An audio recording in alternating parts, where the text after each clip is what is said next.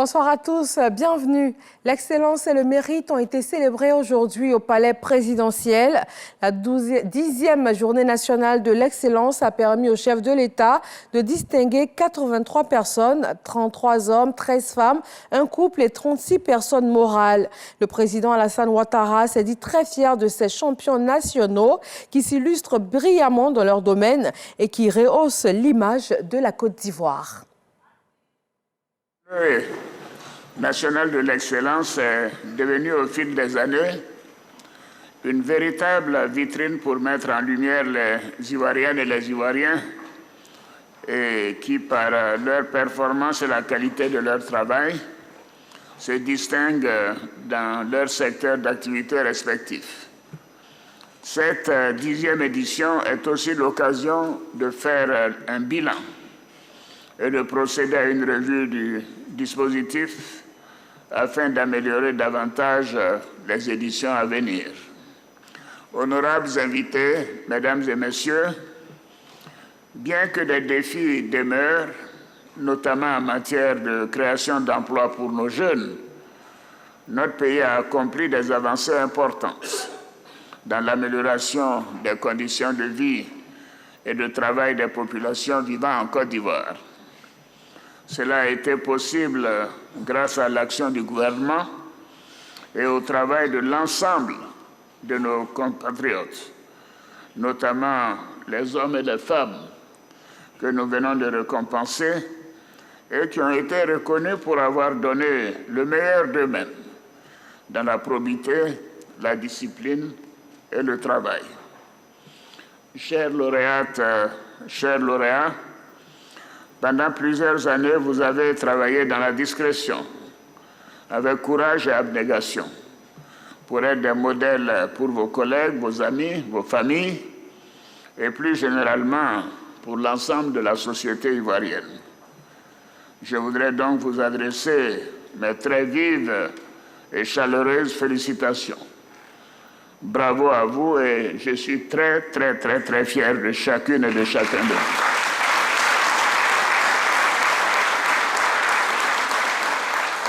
Je voudrais féliciter tout particulièrement nos jeunes lauréats et lauréates.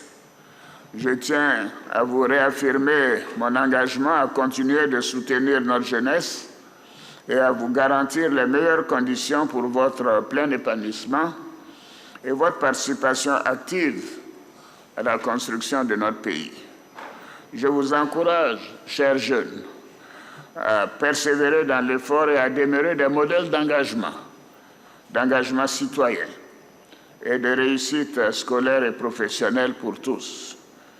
En vous appuyant sur vos qualités aujourd'hui récompensées, vous devez toujours avoir le souci du travail bien fait, avec une volonté forte de toujours contribuer à la vitalité de notre économie en devenant les champions nationaux de demain, les Ivoiriens nouveaux que nous appelons de tous nos vœux.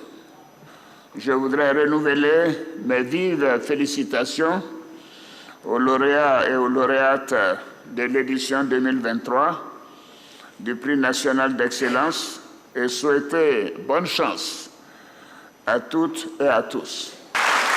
Vive la République, vive la Côte d'Ivoire.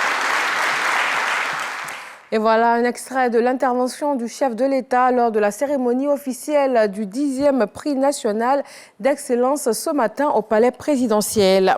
Le réseau ouest-africain pour l'édification de la paix a déployé 80 observateurs sur tout le territoire national durant le scrutin couplé du 2 septembre dernier.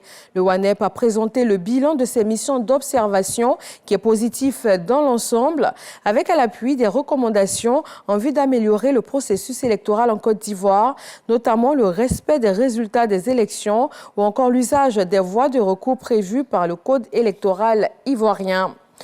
Au Niger, le régime militaire au pouvoir a donné 48 heures à l'ambassadeur de France pour quitter le pays.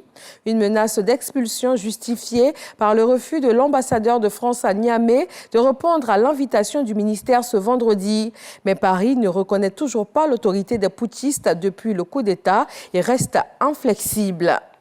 Sommet africain sur le climat à Nairobi, l'Union européenne réitère sa volonté d'aider l'Afrique à lutter contre le changement climatique. Ursula von der Leyen a notamment appelé à plus d'investissements sur le continent. Elle a plaidé pour la création de chaînes de valeur dans le cadre des opportunités gagnant-gagnant. Et puis, en République démocratique du Congo, dans les camps de déplacés d'Ituri, province de l'Est du pays, les déplacés crient leur désespoir. Selon les Nations Unies, 1,7 million de personnes sont déplacées, ce qui représente 40% de la population de la province. Cette crise humanitaire en RDC dure depuis 25 ans et c'est l'une des plus sérieuses, des plus complexes et les plus longues au monde. Merci de vous informer sur RTI1, la chaîne qui rassemble. Rendez-vous à 20 h.